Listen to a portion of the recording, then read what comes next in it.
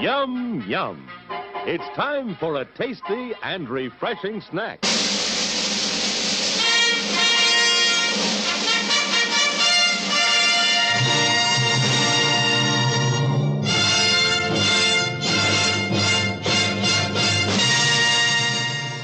You know who I can do without?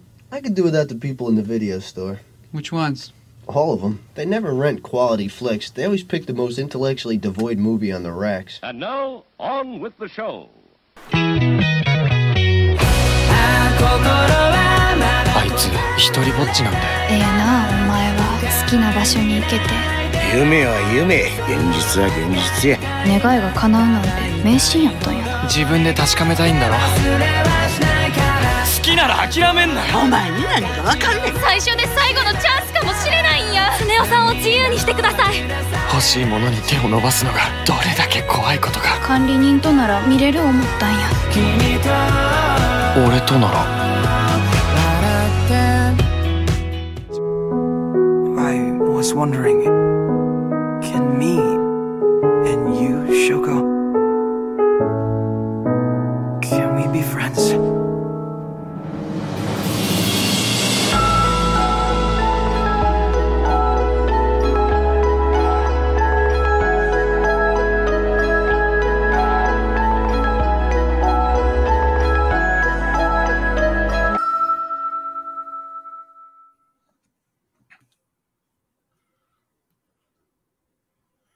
Hey guys, what's going on? You are listening to ThisWeekInGeek.net's Loose Cannon. And you might notice I'm not here with Alex. I'm not here with Aaron. I'm joined by my compatriot from the lovely Garden State of New Jersey. It's Ken from This Anime. And guys, as you often know here on Loose Cannon, we like to take a view through the Twig video store, where it be the big box movies of the 1990s, forgotten classics of the 1980s, weird stuff from the 2000s. But occasionally we try something a little bit different on this show. And the last time we had Ken on the show to do something very, very specific, we looked at romance anime, and that was last summer. If you want to go back and hear that episode, you can go back through our archives. So on this edition of the show, we're actually recording this quite literally on Valentine's Day, 2023. And, well, Ken pitched an interesting idea, and I didn't quite know what I was getting into.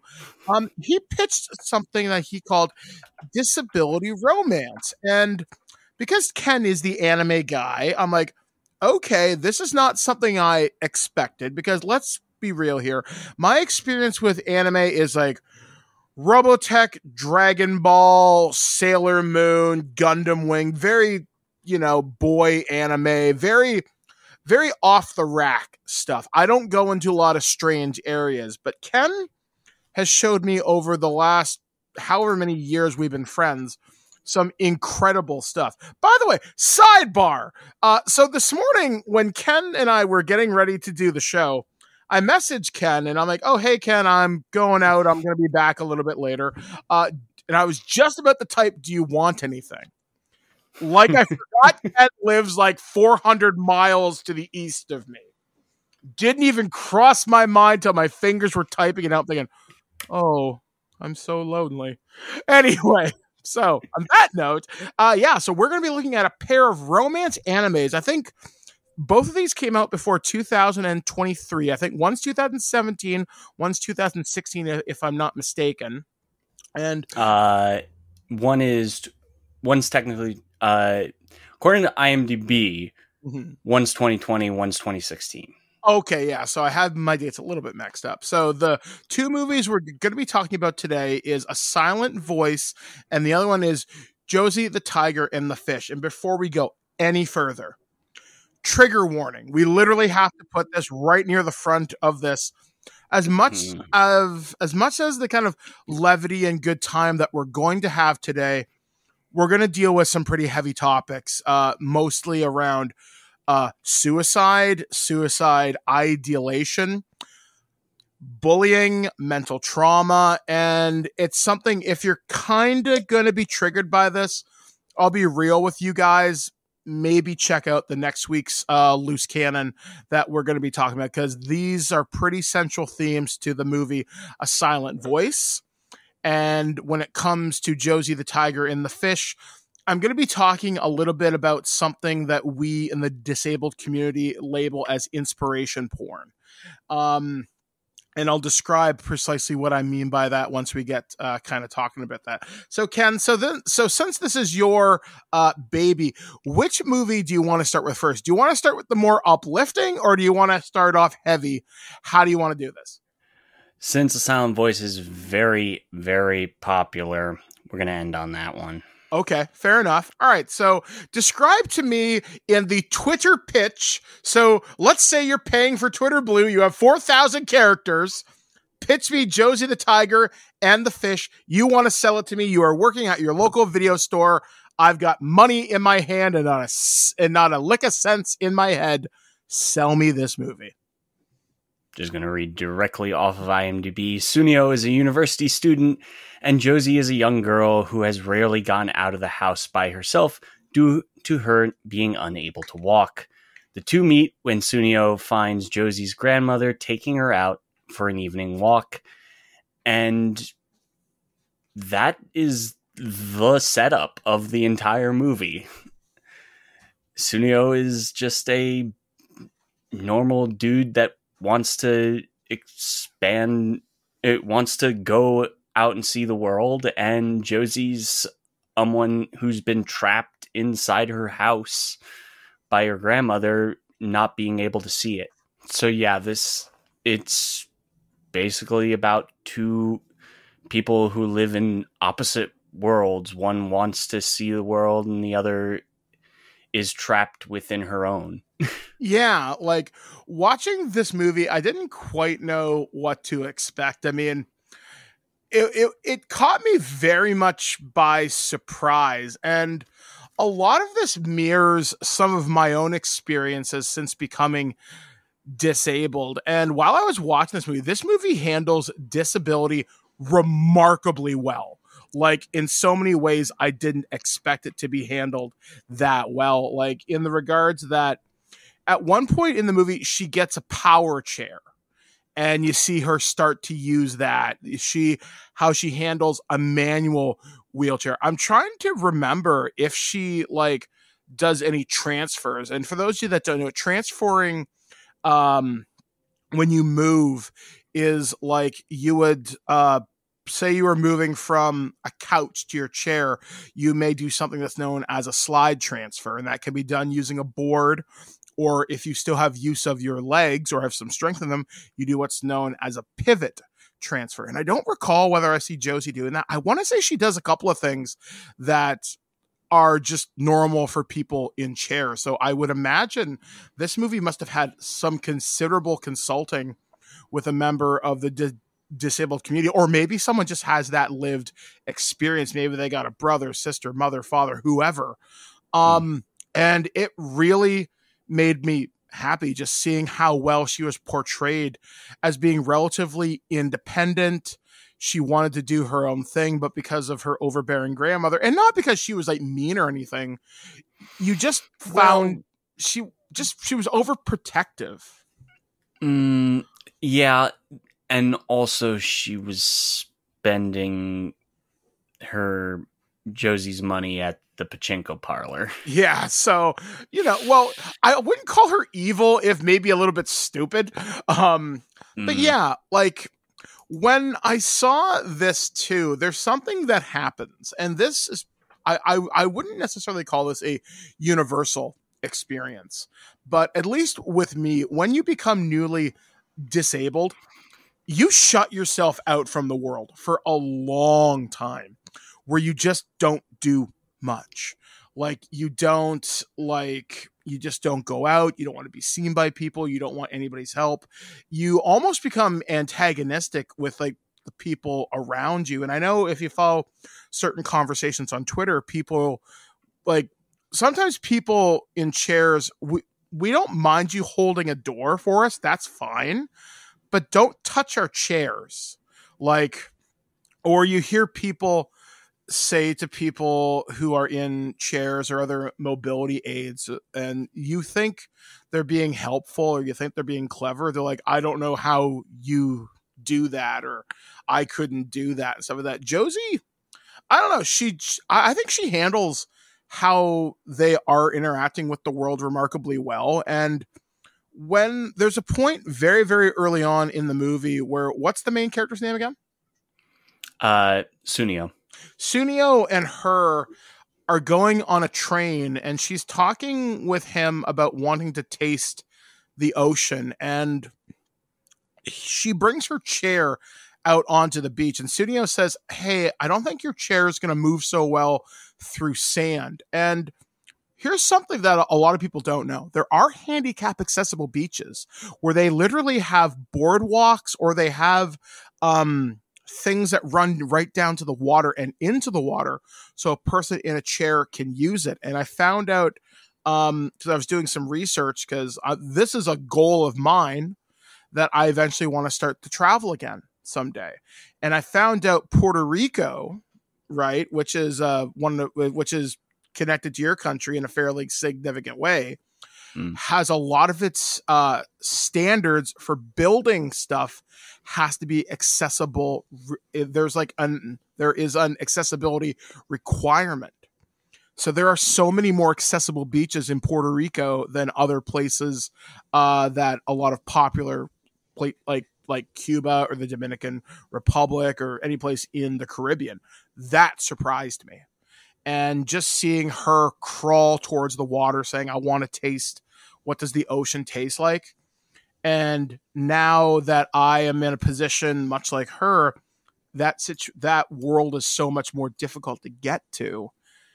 I get that. I really do. Like, this movie connected with me on so many levels where you're almost afraid to like try certain things because you're afraid to fall or you're afraid to fail. And there's even a moment where right in the beginning of the movie where Sunio and Josie first meet, where she's barreling down a large hill in her chair because her brakes fail or somebody kind of pushes her. That shit happens, and I've had that happen. I don't think I ever told the story on the podcast, but Ken, did I ever tell you? So I was going downtown, which is where I'm going right after this podcast. So hopefully I don't die. There is a hill here in Guelph, and my chair wasn't in the greatest of repair at this time. My electronics failed, and I'm crossing the street, and there's a fucking truck coming at me. And for about 3 seconds, I'm thinking, oh shit, this could be fucking it. I've got no way out of this. And I'm trying to turn my chair back on. I'm sliding down this gigantic hill.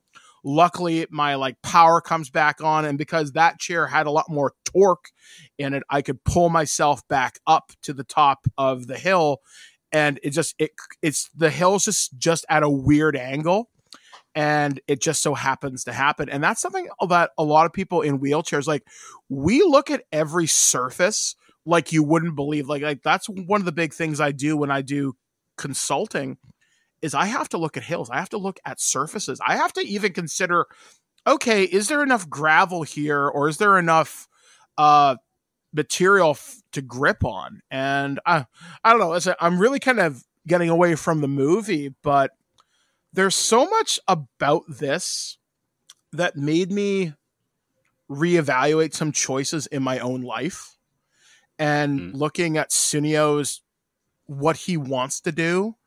And when just keep explaining the movie, because I really want to talk about his kind of journey too, because there's a really great line that I really like that he says to her when a pretty big event happens right towards the end. So please go ahead.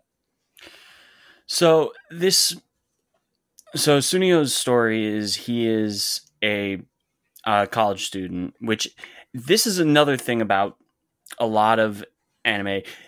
It doesn't focus on older people, and these are two older people. These are people in their 20s. Mm-hmm. And young adult anyway. Yeah, young adults, and that is rarely seen. And you want me to blow your mind. This is based on a short story that was written in 1985. That's incredible. Like, I was even kind of thinking about this morning before we were recording this. If there was any anime, or if there was any anime that could survive the adaptation to live action with relatively few changes, you could do this so easily. Here's the thing. The anime film, that feature came last in the terms of adaptation. What? There are two live action adaptations. There's a 2003 Japanese live action film and a 2020, which came out right around a similar time to this one, from South Korea. Oh, wow. And, wow. Yeah. I think that shows, in my opinion, the strength of the source material, that it can survive different interpretations from different mediums, from different directors, from different countries. That's amazing. Like, I was so surprised. And thankfully, Yen Press just last year finally published an English version of this. That's incredible. Now, how did you find this? I ended up, I was in a Best Buy and looked at the stuff, and I'm like, this is like $15. It has the soundtrack along with the Blu-ray. Oh, wow. Screw it. That sounds like a pretty good deal.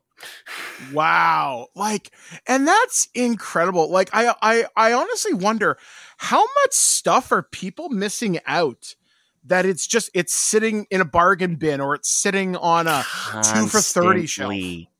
Constantly. There is so much out there that people don't know exists. Like, this is streaming on Crunchyroll right now. Wow. Yeah, people, seriously, go watch this. And like, the dub is really well done. Yeah. Now there's the dub is really well done. The music is well done. I have to give credit where credit is due. Evan Call, who's done some really good work on stuff like Violet Evergarden, is probably one of his big names to fame. And this is another great score from him. Like, one of the other things that kind of happens in this between Josie and Sudene, eventually, it starts out just as a caretaker summer job for him to look after Josie because the grandmother wants him to look after her. But eventually they start to grow closer and closer together, and they slowly start to have feelings for each other, though it's not really overly said till much, much later in the movie. And that happens. You start to evolve. Like, you see the progression of their relationship and you go, no, that makes sense. Yeah, like, I can tell you from personal experience, when I was in the rehab hospital the first time, I would see patients get really close to their nurses or close to their PSWs. And, maybe in a different time and place, you might wonder. I know there's one example, obviously I'm not going to mention names, but I know they had a relationship later once they left the facility.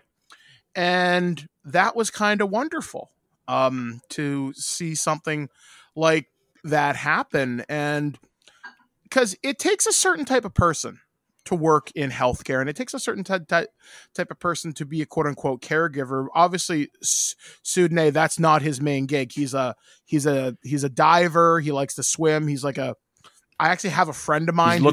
He's looking to become a marine biologist. Yeah. So like, that's really, really cool. And he gets offered a scholarship to go study in Mexico, which is one of the most diverse biomes for underwater aquatic life ever. And he gets to chase this fish he's always wanted to see since he was a kid. And there's just a really, really, really cute line where him and Josie are talking, and he's explaining about the fish lamp that he makes her as kind of a gift to her. And he says how he used to go to this pet shop every day and see this like animal, and how he describes it. It's usually part of a large school. It's not used to being alone. And Josie kind of makes a comment and goes, well, I know that fish couldn't be lonely because you came to visit it every day. And they're like, I feel honestly, the writing is just so strong in this. Like, sure, there's some cheesy moments in this because, you know, it's a romance anime at the end of the day, but it does so many things right. And then when the movie starts to end, because we're going to have to move on to our kind of next feature here, they have a falling out at one point, and she's crossing the street in anger during a rainstorm, and he chases after her, and he gets hit by a car. And you wonder if he's going to make it. He does, but the doctors say to him, okay, look, we had to put some pins and some stuff into your ankle. You'll probably walk again, but we don't know whether you're going to be able to do much more. You may be walking with a cane. Your mobility is going to be affected. Now, if you're a diver, or if you're anything that involves that much leg strength and stability, you need to be as strong as possible, because then you can't dive as effectively. And it depresses him.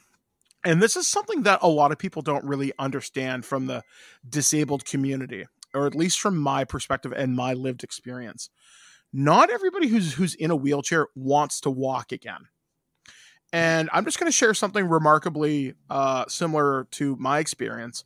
I'm one of those people. You might be saying, oh, Mike, why wouldn't you walk again? You can just get a prosthetic leg. Let me tell you, not everybody is capable of getting one.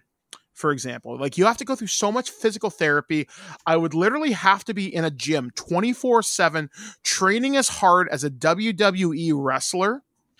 And then I would require tens of thousands of dollars of plastic surgery to remove loose skin and rebuild the muscles that have atrophied in the years since. And not everybody wants that. I have more freedom now in my chair than I've had in years. And when I saw Sudene just kind of giving up, because that happens. Like, there are people that I saw in rehab, when a terrible accident happens, it's pretty easy to just say, you know what, fuck it. It's too hard. And this is where I'm going to talk about inspiration porn. Everybody says to a disabled person who's learned to walk again, who's learned to readapt to the new normal for them, oh, you're so inspiring. Sometimes it's nice to hear, but sometimes we in the disabled community feel tokenized by that. Like, not everybody is, for example, I don't know, Ken, if you know who this person is. Have you ever heard of the runner Terry Fox? Yes. Okay. Not every disabled person is that. Or right. Not every disabled person wants to be this icon of strength and valor. Honestly, a lot of us are just trying to get through the day. But comes a moment where Josie says to him, I don't want you to give up on your dream. And if you do, I'll give up on mine. And he's like, no, you can't do that. And she dreams of becoming an artist, because she has this moment when she's at a library where she's made her first friend. And she reads a story, and they ask her to talk about the Finnish or Nordic tale of The Little Mermaid. And she draws the castle. And the little girl's like, oh my God, that's amazing. And then her new friend's like, wow, are you an artist? She's like, no, and I don't want to be. She's like, well, you should really kind of think about it. And she starts to learn those skills. So she starts to realize, you know what, her life doesn't have to be confined in this little box. And as the movie starts to come to an end, you see these people start to realize what they want. And the ending to this movie, one of Sudene's friends comes to the hospital and says, look, you're getting out on a day pass, which is a real thing that happens when you're in hospital. Like, when I was in hospital, I went to go see The Last Jedi on a day pass, but I had to come home afterwards, or back to the hospital afterwards. So he gets him to go see Josie at a library where she's doing a reading that she's illustrated of The Little Mermaid and kind of done her own kind of take on it. And it's the story of them. And it was honestly, Ken, something I probably shouldn't have watched at 1:30 in the morning after an already emotionally charged day. And I'm thinking, man, what the fuck is it with you making me cry? Like, my wife has some strong words for you. She was like, can you not I'm emotionally... sure she does. She's giving me the finger right now. And she's like, can you not emotionally destroy my husband, please? But it was just such a moment of feel-good-ism when, you know, he's going to go do his dream. He didn't give up. He's learned to walk again steady. He's regained his new normal. She's going to go do her own thing. And whether they end up together, who knows? But they're on a path where they've built each other up. And it's not like the last romance animes we looked at where it's a happily ever after sort of thing. These people found their own happiness, but they had to go through some shit first.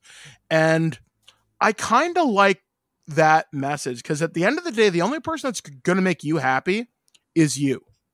And you're going to have some incredible obstacles put in your way. It's going to suck. It's going to hurt. But it's worth conquering that. And just to see her overcome everything, like overcome her fear of being alone, because at one point the grandmother passes away and she'll be left by herself. And the state comes in and says, well, what are you going to do, miss? You're going to have to get a job. You're going to have to not rely on people. And a lot of disabled people, myself included, that's a fear. Like if you don't have someone who's in your life to look after you or to help you, it's hard. It's really hard because you might think going to the bathroom or like even cooking a meal is really simple. It's not as easy as you might think unless you have a fully accessible environment and unless you're supported with the right amount of financial supports or whatever. You are in for a tougher life than people might think. That's why I do so much advocacy in the disabled community, because it is fucking tough. And we're also talking about Japan, a country that is very much about not being a burden to people. Yeah, like I actually did a video tour of how accessible is Japan through YouTube. Holy shit, I would not want to live there as a disabled person. Oh my God. So many buildings are not accessible. Doors are not accessible. Even basic things like going to sleep are accessible. Mm-hmm. But yeah, it's just, but ultimately in the end, I absolutely recommend this movie to people. Like it was such a breath of fresh air, and to see the disabled community represented, I think fairly well. I was utterly impressed. Like, Ken, you have picked another, honestly, masterpiece here. I was so impressed by this. And with that, yeah, this is a great friggin' film. Like, yeah, period. Let's transition into the film that is heavy. Yeah. Okay. So A Silent Voice. Okay. Now, folks, before we go any further, this is the one we're going to talk about where things get fucking heavy. And I'm going to share some really unpleasant things with you. But I like to think since 2007, that's kind of why we have this relationship. We have this, I'm very transparent with who I am, who I've been, and where I'm going. And this brought up a lot of really unpleasant memories. Yet another thing, don't watch at 2:00 in the fucking morning. Yeah. Oh boy. So describe this one, Ken. So Shoya has ostracized both his classmates after he bullies a deaf girl to the point where she moves away. And years later, he sets off on a path for redemption. And this is one of those films that just like, this came out literally a week after Your Name released in Japan. Wow. Jeez, that's heavy. It took a year plus for it to get Western release after Your Name. Absolutely it was absolutely ridiculous how long it took to get here to the West. In fact, it got it was so it took so dang long that there were Japanese rips of the Blu-ray with English subs out on the web months before they even announced that it was getting a Western release. Yeah, this is a movie that honestly, it was a little hard to follow at times. Just for me. This is my issue with the film. The film is paced poorly. Yeah, like it's about 15 to 25 minutes too long, but do get a lot of characters. But the problem is that in order to make it make sense story-wise, you need that much time, but you don't feel it's got too much story to cover in a feature film. Yeah, like honestly, I could see this being a limited series, like maybe 3 to 5 episodes. Yeah, this is the main problem I have with it, and a lot of people who really enjoy the manga it's based on feel the exact same way. It's so much, but not enough. Yeah, like it's a weird movie. Now, that being said, it is worth watching once, but it's a difficult watch, especially for the first about 20 minutes. And I'll tell you why. It deals with, like Ken just said, a guy bullying a deaf girl, and you would be surprised how cruel kids can be. And you might be saying, oh, my kids are terrible to each other all the time. Nah, when it comes to picking on a disabled kid, holy shit, you would be fucking surprised how many monsters are out there. Like the girl who's deaf, so she knows how to sign American Sign Language, which, holy shit, fucking bravo. Fucking oh, this was amazing to see the sign language in this. Now, I'm only starting to learn sign language because at the volunteer place I'm currently at right now, there is a person who is hard of hearing or deaf, and I want to learn signs so I can help them a little bit better. Because with the pandemic and masks, if you can't see your mouth, it's impossible for them to read lips. So I'm starting to learn a couple simple phrases and gestures that'll help guide them. There's even a local kid at my McDonald's, and I know he's deaf.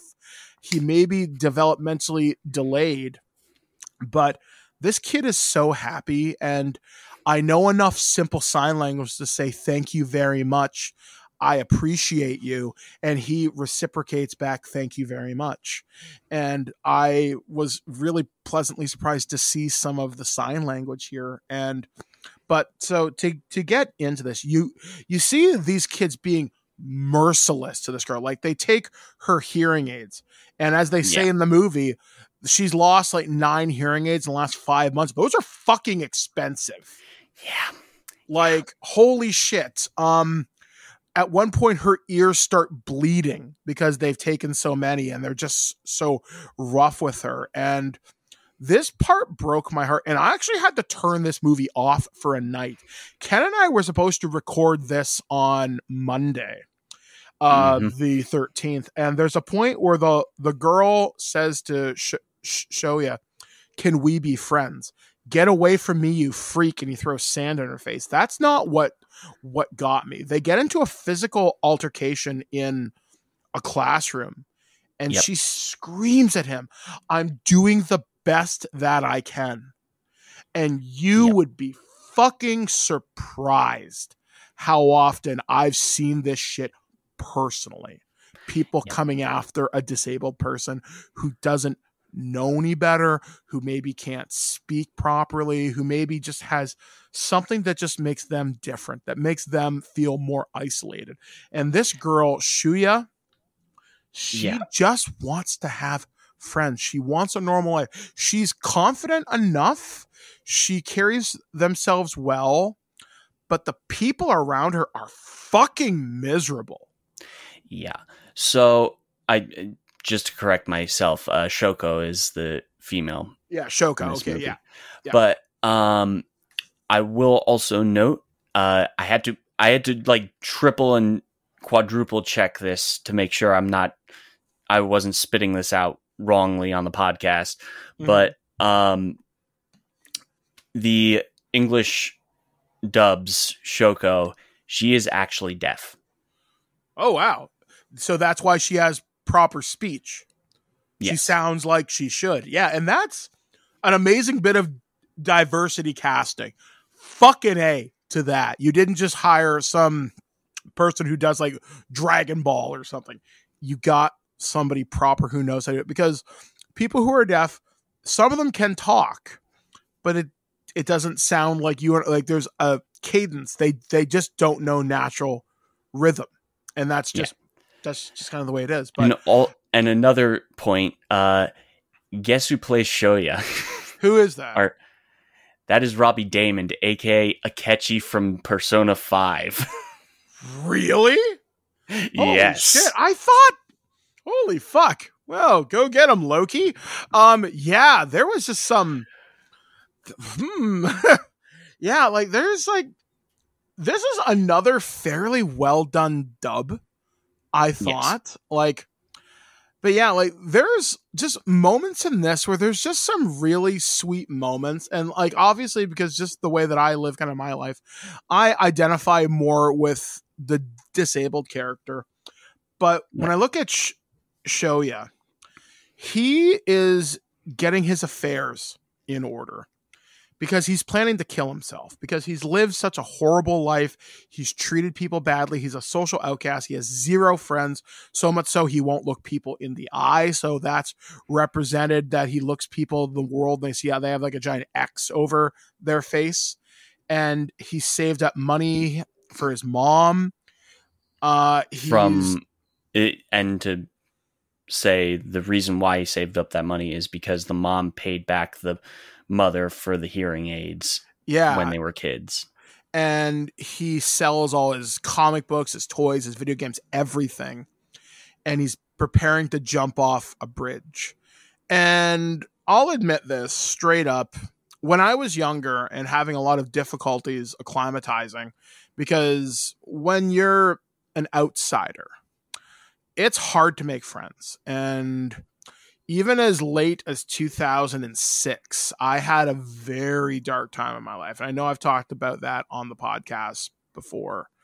You might be surprised how dark times get, but my wife has always said to me, it's a permanent solution to a temporary problem. And could this kid have chosen to engage the world differently? Absolutely.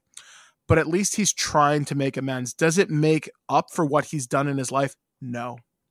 But I like to think the personal growth that this kid goes through by realizing, you know what, maybe not everybody's bad.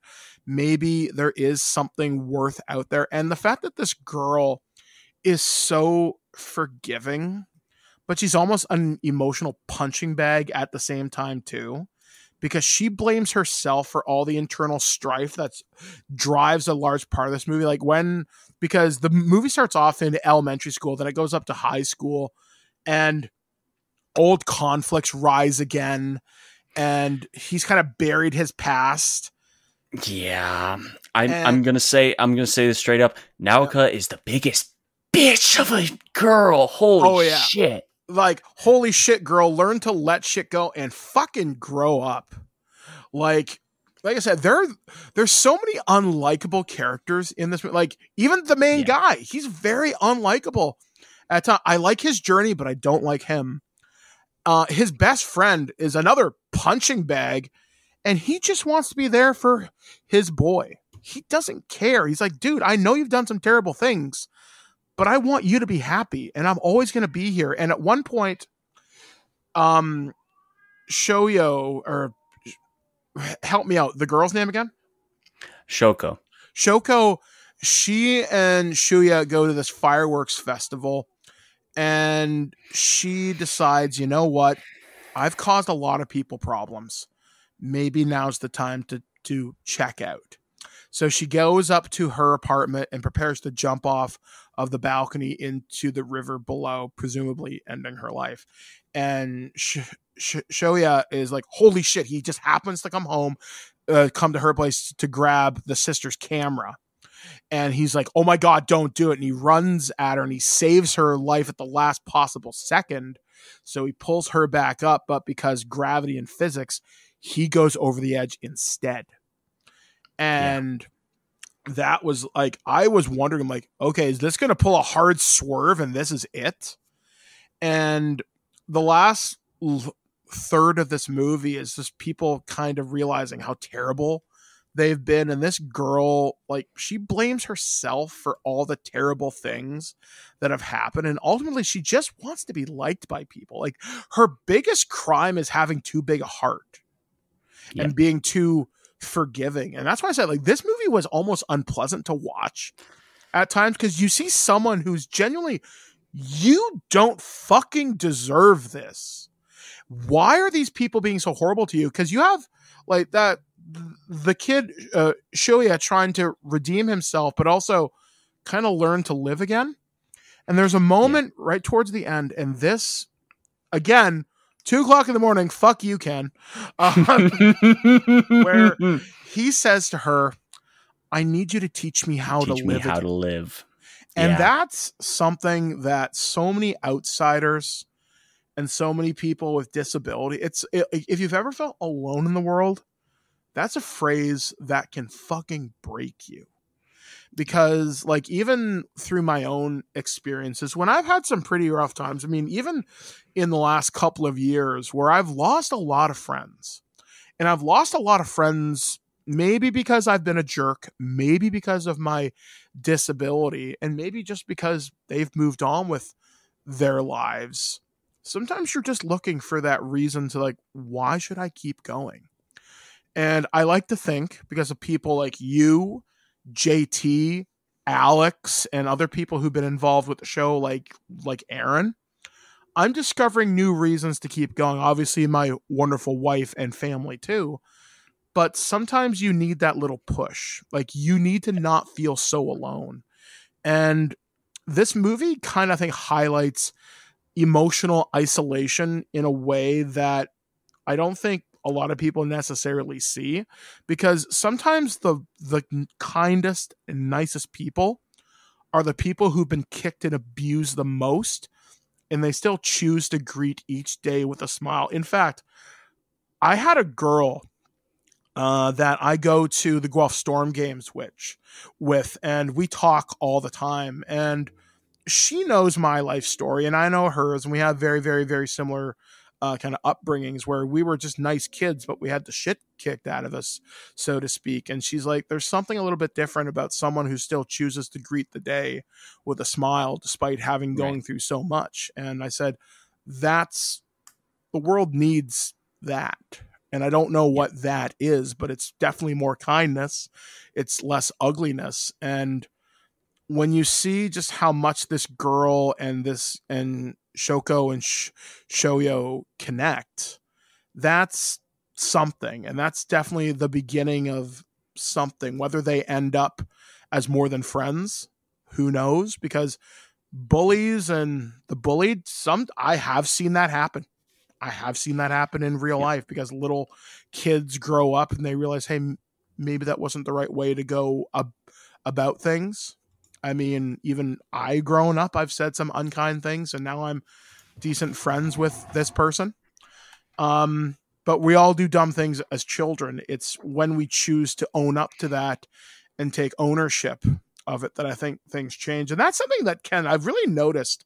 And I don't know whether you're doing it intentionally, but the movies you pick always have this really strong emotional message. And as you say, after, because we have this planning conversation, you always say, Mike, you may want to decompress or touch grass after this. Mm-hmm. And I'm learning that with you. So holy fuck, am I terrified of what you're going to pick next? But it's always a big moment of emotional growth. Yes. And I think that's what I like about these 4 movies that you and I have done specifically, because we've gone on this emotional journey from learning how to realize what you have in your life with the kind of romance movies from last summer, And with these movies now, it's realizing what you have internally, what that journey looks like, and where that journey can take you. And it's how you let the external factors in your life affect how you're going to be, because you can choose to push people away. You can choose to be the big fucking man on campus and be popular. Sure, that'll last only about 10 minutes. Or you can choose to be nice. You can choose to maybe be a bit of a punching bag at times, but you may find it enriches your life because eventually the good people will find you. And it's a journey that I hope more people take on, because one of the best pieces of advice that I've ever gotten from a friend of mine, he said to me, leave the world a better place than when you found it. And that's definitely a reoccurring theme I'm seeing among the movies that we've watched. Leave a positive impact, no matter how small, no matter, it could be a simple kindness. It could be finding your own way back to being a good person. And you don't do it because you feel guilty. And some people do that. Like Shoya's journey, he's doing it because he feels guilty. But I think by the end of it, he's like, you know what? Maybe this is the good way to be. People are good. Like, he's got friends who care about him. His family cares about him. And life is worth living. And I guess final observations about this. There was something weirdly attractive about Shoya's mom with the blonde hair and the black dye in her hair. I'm like, I don't know what to feel about this. I really like the design, and I have a feeling that probably says something about me as a person.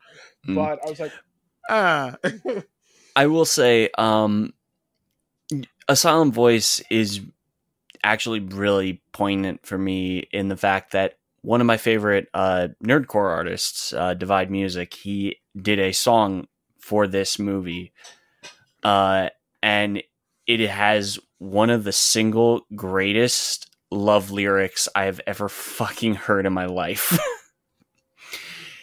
If you were the moon hanging in the sky, I would reflect your light.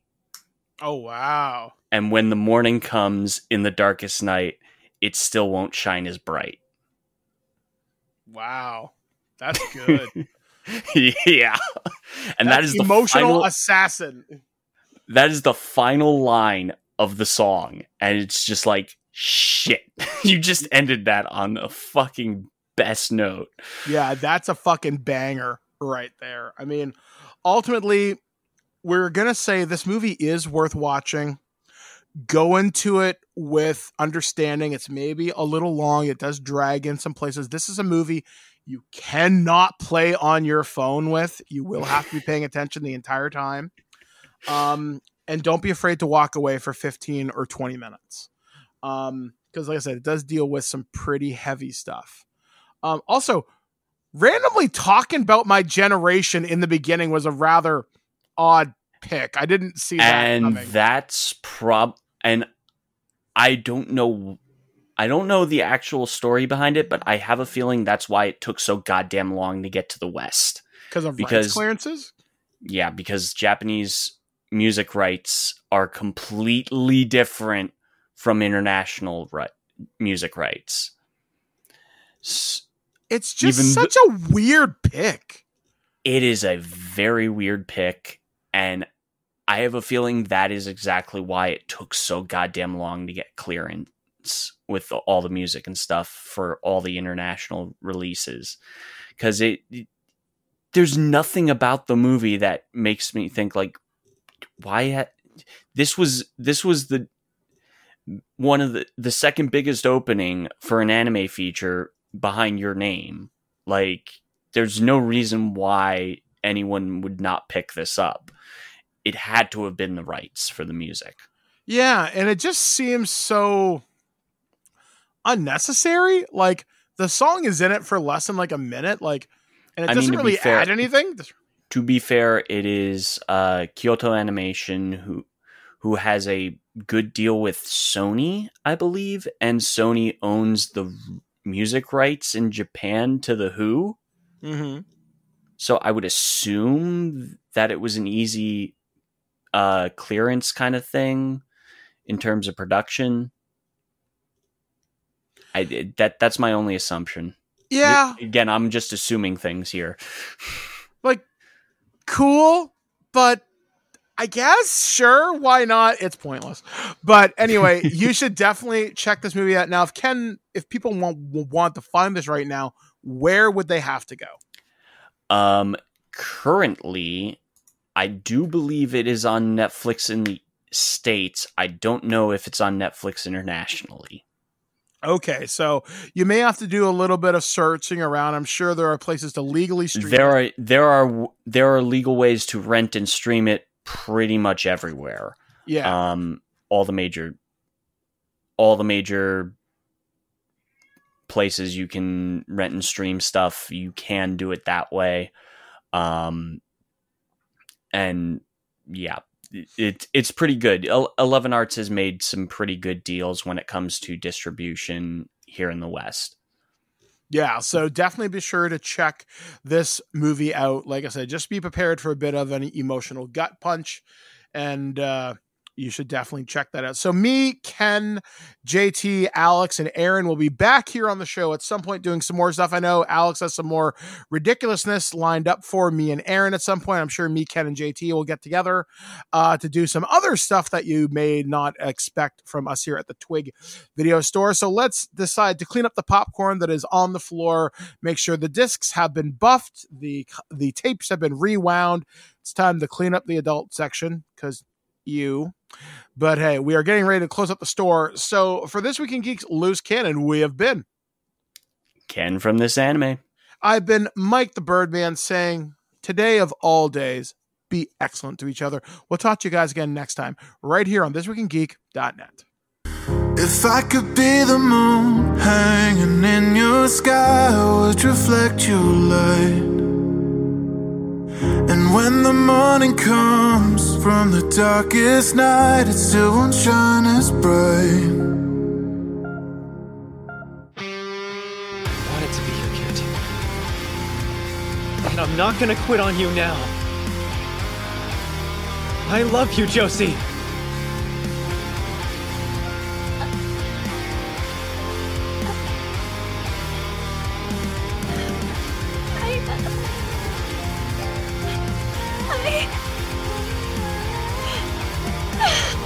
I love you too, caretaker!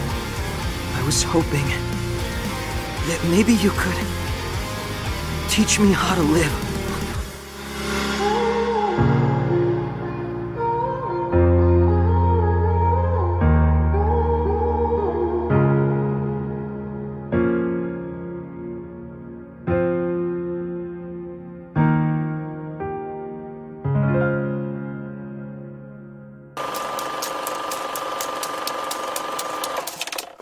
Are either one of these any good? Sir? What? Are either one of these any good? I don't watch movies. Quick, change the channel! You're wasting your life making shit! Nobody cares! These movies are terrible! You're still here? It's over. Go home. Go.